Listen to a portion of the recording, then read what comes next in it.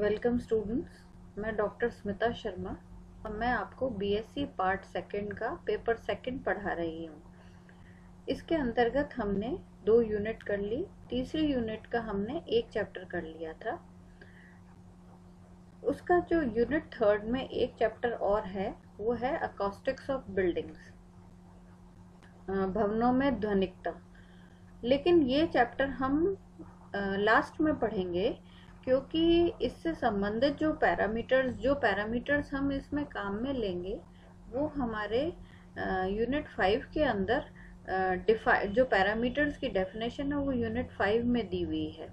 तो हम पहले यूनिट 5 जब हम कर लेंगे उसके बाद हम इस चैप्टर को करेंगे। वैसे ये एक छोटा सा चैप्टर है, लेकिन हम इसको बाद में पढ़ेंगे। आज हम यूनिट 4 स्टार्ट करेंगे। यूनिट 4 में हमारे 3 चैप्टर्स हैं, छोटे छोटे ही हैं लेकिन बड़े इंटरेस्टिंग चैप्टर्स हैं। हम इसके अंदर अब जो है, अभी तक हम क्या पढ़ रहे थे, काइनेटिक थ्योरी ऑफ गैसेस और गैसेस से रिलेटेड चीज़ पढ़ रहे थे। अब हमारी ये 2.5 यूनिट तो हमारी काइनेटिक थ्योरी ऑफ गैसेस से रिलेटेड है और बाकी की जो 2.5 यूनिट हमारी है इस पेपर की वो हमारी वेव्स एंड अकॉस्टिक्स से रिलेटेड है। तो हम इसी के अंतर्गत यूनिट 4 का हम पहला चैप्टर पढ़ेंगे, वो है माध्यम में तरंगे, वेव्स इन अ मीडियम। तो हम कौन सी वेव्स पढ़ रहे हैं? जो किसी मीडियम में ही प्रोपोगेट करती हैं।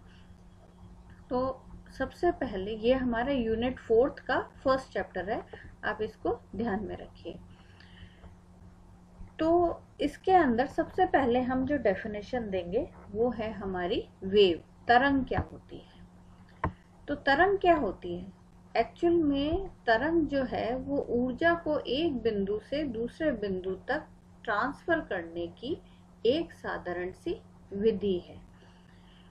ऊर्जा को एक बिंदु से दूसरे बिंदु तक स्थानांतरण करने की साधारण विधि है।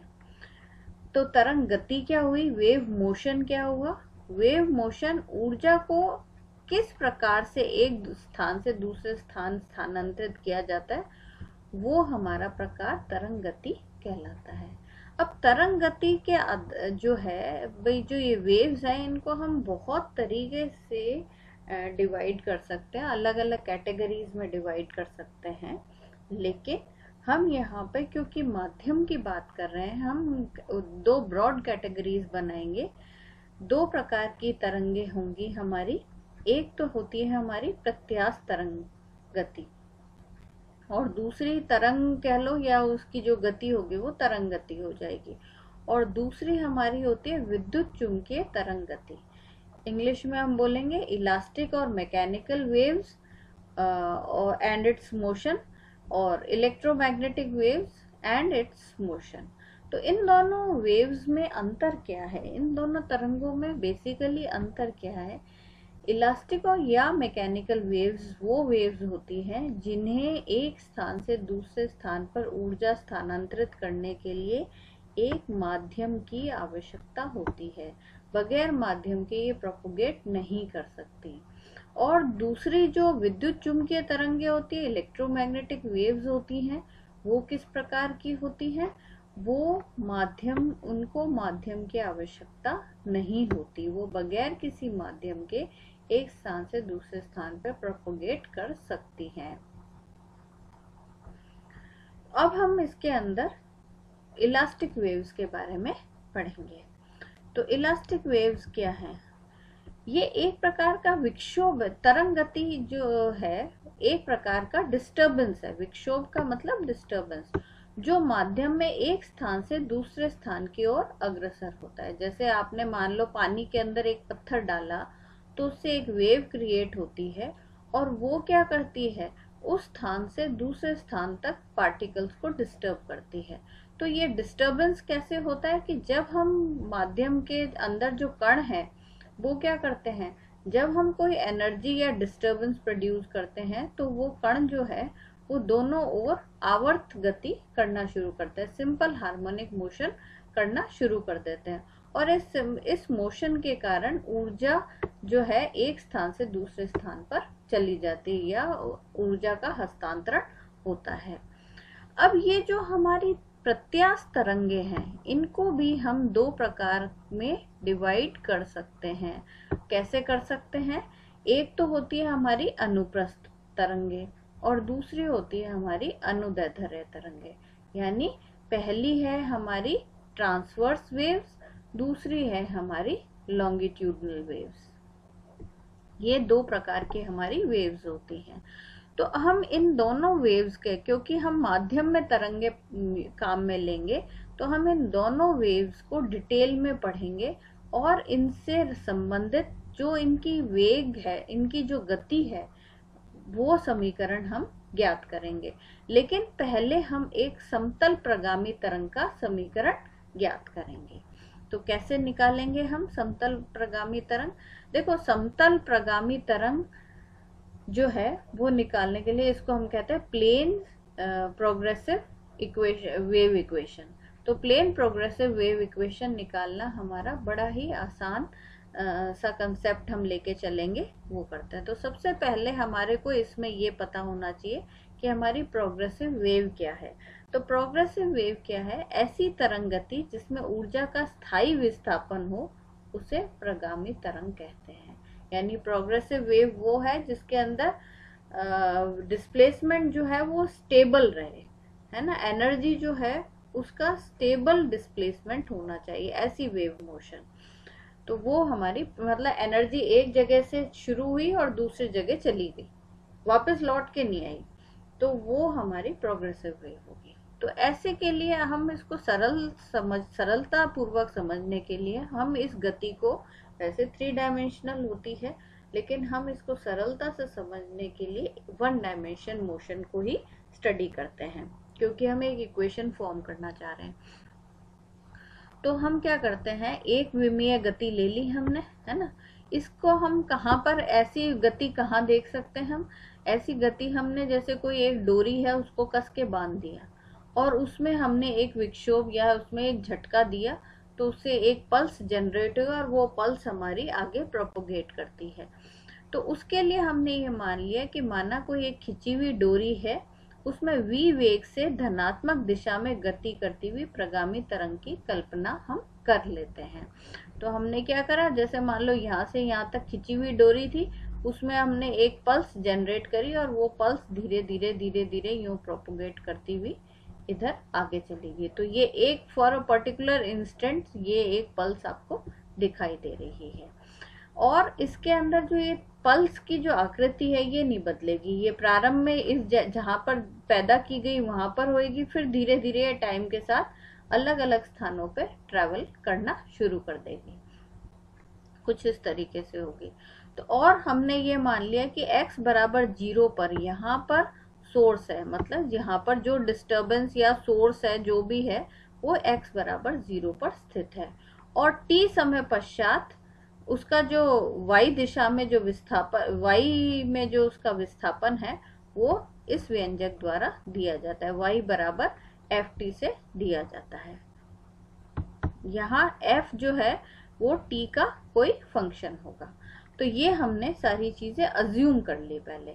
हम अब क्या हो रहा है कि देखिए, मान लो जो तरंग है वो v वेग से गति कर रही है, तो क्या होगा, t समय पश्चात क्या हो जाएगा, मान लो वो t समय पश्चात वो यहाँ पहुंचती है और ये यहाँ से x दूरी जो है वो x है, मतलब यहाँ से x एक्सिस की दिशा में जो दूरी है वो स्मॉल x है। तो यहाँ से यहाँ तक पहुंचने में लगा समय कितना होगा, समय होगा दूरी बटा वेग, तो t बराबर x बाय v हो जाएगा। तो यानी t बराबर x बाय v समय पश्चात तरंग x दूरी पर स्थित p बिंदु पर पहुंच जाती है, यहाँ पर पहुंच जाती है ना, इस जगह पर पहुंच जाती है। ये बिंदु मूल बिंदु से x दूरी पर है। इस समय पर जो यहाँ के जो कण है उसका विस्थापन कितना होगा, ये उतना ही होगा जितना t मतलब x बाय v समय पहले यहाँ पर जो कण बैठा था उसका विस्थापन था, उसके बराबर होगा, है ना। तो हम यहाँ यो कह सकते हैं कि इस p बिंदु का विस्थापन इस समय उतना ही होगा जितना x बाय v समय पहले मूल बिंदु का विस्थापन था। तो हम इसको इस प्रकार से लिख सकते हैं। तो y जो है वो f फंक्शन होगा t minus x by v. अतः किसी समय t पर इस बिंदु P का विस्थापन वही होना चाहिए जो x बाई वी सेकेंड पहले मूल बिंदु का था। तो यानी इसका जो विस्थापन है वो हमारे मूल बिंदु का विस्थापन, लेकिन मूल बिंदु पर विस्थापन को हम कैसे डिनोट करेंगे, क्योंकि ये फंक्शन t का फंक्शन है तो हम टाइम लिखते हैं। कौन सा टाइम? वो टाइम जब मूल बिंदु पर पल्स बैठी थी। तो मूल बिंदु पर पल्स अब के अगर हम अब का जो समय है उसको 0 माने तो मूल बिंदु का समय क्या हो जाएगा? t minus x by v हो जाएगा, है ना। ऐसे ही अगर वो नेगेटिव x दिशा में गमन करती है तो तरंग का समीकरण, अगर हम फंक्शन f की जगह हम g फंक्शन डिनोट करें तो वो क्या हो जाएगा? t plus x by v हो जाएगा, नेगेटिव x एक्सिस की डायरेक्शन में अगर चलती है। अगर हम इसी वन डायमेंशनल प्रोग्रेसिव वेव को जनरल वे में व्यापक रूप में लिखें तो हम ये लिख सकते हैं y बराबर f t minus x by v. एक फंक्शन तो ये हो गया, अगर पॉजिटिव एक्स एक्सिस में चल रही है, नेगेटिव एक्स एक्सिस में चल रही है तो g t plus x by v हो गया। ये एक हमारी प्लेन प्रोग्रेसिव वेव की वन डायमेंशन में एक जनरल इक्वेशन बन गई, ठीक है। तो अब हम इसके अंदर ये जो इक्वेशन हमने फॉर्म करी है, ये हमने कोई फॉर्मूला नहीं निकाला, हमने केवल एक रिलेशनशिप बताई है कि विस्थापन की किस प्रकार से रिलेशनशिप हो सकती है। हमने इस फंक्शन को अभी कोई वैल्यू नहीं दी है, रिलेशनशिप नहीं निकाली है। अब हम इस जो हमने ये सोचा है, ये केवल हाइपोथेटिकल कंसेप्ट जो हमने सोचा है, उसके आधार पर हम क्या निकालेंगे? तरंग गति का चिरसम्मत समीकरण निकालेंगे और तरंग वेग निकालेंगे, ठीक है। तो classical equation of wave motion वो निकालेंगे और वेव वेलोसिटी निकालेंगे। तो वो कैसे निकालेंगे वो देख लेते हैं। तो देखो, हमने ये पढ़ लिया था कि y जो है वो f t minus x by v होता है अगर जो डिस्टर्बेंस है या विक्षोभ है वो पॉजिटिव x दिशा में गति कर रहा है। और यहाँ पे आपको ध्यान रखने की जरूरत है, ये जो y है वो दोनों का फंक्शन है, t का भी फंक्शन है और x का भी फंक्शन है। अब हम क्या करते हैं, इसको डिफरेंशिएट करते हैं और पार्शियल डिफरेंशिएशन करते हैं। तो पहले t के रिस्पेक्ट में करेंगे, फिर x के रिस्पेक्ट में करेंगे। तो t के रिस्पेक्ट में जब हम करेंगे तो इसको हम f dash t minus x by v लिख दिया, ठीक है। और ऐसे ही del y by del x लिखेंगे, तब क्या हो जाएगा? f dash t minus x by v तो होगा ही, लेकिन फिर इसके बाद इसका भी होगा। इसका डिफरेंशिएशन कितना हो जाएगा? माइनस वन बाई वी हो जाएगा, ठीक है। अगर हम इन दोनों को आपस में कोरिलेट करें तो हम क्या कर सकते हैं? f dash t minus x by v का मान यहाँ से इस वाली समीकरण में रख देते हैं। इससे हमें क्या प्राप्त होता है? हमें कुछ ये प्राप्त होता है, del y by del t बराबर minus v del y by del x प्राप्त हो गया, ठीक है। तो ये एक हमारी बड़ी ही इंपॉर्टेंट रिलेशनशिप आ गई है। अब इस रिलेशनशिप का मतलब क्या है ये आपको समझाती हूँ। देखिए, यहाँ पे है del y by del t. इसका जो मान है वो x और t पर किसी कण के वेग को प्रदर्शित करता है। यानी ये क्या है? ये तो displacement upon time, distance upon time क्या होता है? वेलोसिटी होता है। लेकिन ये वेलोसिटी किसकी है? ये t समय पर और x डिस्प्लेसमेंट पर जो पार्टिकल है उसकी वेलोसिटी है, या ये पार्टिकल वेलोसिटी को डिनोट करता है। और del y by del x क्या है? उसी बिंदु और उसी क्षण पर y x वक्र के ढाल को प्रदर्शित करता है। ये क्या रिप्रेजेंट करता है? Slope of x y curve at a given instant at the same point. उसी समय उसी क्षण पर y x वक्र के ढाल को प्रदर्शित करता है। लेकिन अब इस चीजों से हमारा फायदा क्या हो रहा है ये अब हम इसको क्या करें, ऐसे ना लिख के हम इसको जनरल भाषा के रूप में लिखते हैं। वो क्या होगा? धनात्मक x दिशा में अब हमने इसको क्या कहा था? कण का वेग। मैंने लिख लिया कण का वेग। कण का वेग किसके बराबर हो गया? माइनस ये v क्या है, ये तो तरंग का वेग था, इस वेग से ही तरंग चल रही थी, तरंग वेग इनटू प्रवणता ग्रेडियंट। ग्रेडियंट क्या होता है, ढाल को ही कहते हैं, ये ग्रेडियंट हो गया। तो ये हमारी जो इक्वेशन है इसका ये मीनिंग हो गया, ये हमारी रिलेशनशिप को डिफाइन करने वाला हो गया। अब हम क्या करते हैं, ये जो समीकरण आपने निकाली है इस समीकरण को पुनः आंशिक अवकलन करते हैं। तो आंशिक अवकलन कर देते हैं। देखिए इसके अंदर करा तो del square y upon del t square f double dash हो जाएगा, और इसको हम करेंगे del square y upon del x square बराबर 1 upon v square f double dash t minus x by v हो गया। वापस इन दोनों को आपस में कोरिलेट करेंगे, कोरिलेट करने से हमारे पास एक रिलेशनशिप आ गई, del square y upon del t square बराबर v square del square y upon del x square. ये एक बहुत इंपॉर्टेंट रिलेशनशिप हमने निकाल ली। ये रिलेशनशिप है एक विमीय प्रगामी तरंग की चिरसम्मत समीकरण, classical equation of one dimensional progressive wave. ये हमेशा लागू होती है। क्यों? क्योंकि इसके अंदर हमने क्या करा है, जब हमने फंक्शन जो लिखा है उस फंक्शन को हमने किसी से किसी जो माध्यम है या कोई हमारी कंडीशंस हैं, बाउंड्री कंडीशंस है, इनको हमने कहीं भी इनकॉर्पोरेट नहीं करा। तो कैसा भी माध्यम हो, कैसी भी परिस्थितियां हो, सब पर ये फॉर्म लागू होगा। इसीलिए ये हमारी इक्वेशन सारी वेव्स पर लगती है। चूंकि उपरोक्त समीकरण में प्रयुक्त किसी फलन को विशेष महत्व न देकर व्युत्पन्न किया गया है, कि इसको किसी एक पर्टिकुलर कंडीशंस पे बांधा नहीं गया है, उससे डिराइव किया है, अतः ये सभी प्रकार की तरंगों के लिए लागू होगा। और जब हम इसको जनरल वे में, ये तो मैंने वन डायमेंशन फॉर्म में लिखा है, अगर हम इसको जनरलाइज्ड वे में लिखते हैं तो y के स्थान पे हम साई का उपयोग करते हैं, तो हमारा कुछ इक्वेशन जो फॉर्म है वो ये बन जाता है। अब अगर हम इसी इक्वेशन को 3 डायमेंशंस में लिखना चाहेंगे तो हम इसी इक्वेशन को कैसे लिखेंगे, 3 डायमेंशन में del square psi upon del t square बराबर v square del square del x square plus del square del y square plus del square del z square psi. और ये हमारा पता लाप्लाशियन ऑपरेटर होता है, तो इसको हम डेल स्क्वायर साई लिख लेते हैं। तो ये हमारी इक्वेशन हो गई del square psi upon del t square बराबर v square del square psi. ये हमारी क्लासिकल इक्वेशन बन गई। तो ये हमने प्रोग्रेसिव वेव की इक्वेशन पढ़ ली।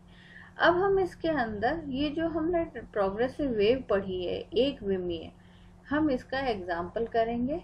और ये हमने क्या, कौन सी वेव है, ये हमारी ट्रांसवर्स वेव है, अनुप्रस्थ तरंग है। हम इसी प्रकार से हम अनुदैर्ध्य तरंग प्रोग्रेसिव है वो भी हमने मतलब हमने एग्जाम्पल उसका लिया।